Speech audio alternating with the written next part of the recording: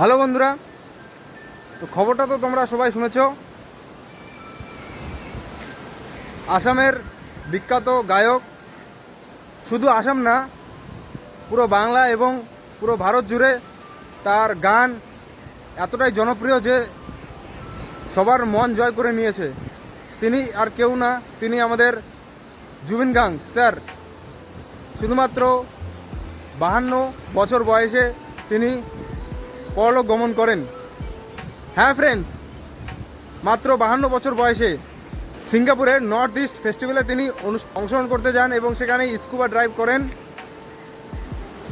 এবং শেষে স্থানীয় লোকাল হসপিটালে তিনি প্রাণত্যাগ করেন। তো বন্ধুরা, এই খবরে সবাই গোটা দেশ জুড়ে শোকাহত এবং শান্তি ছায়া ছড়িয়ে আছে।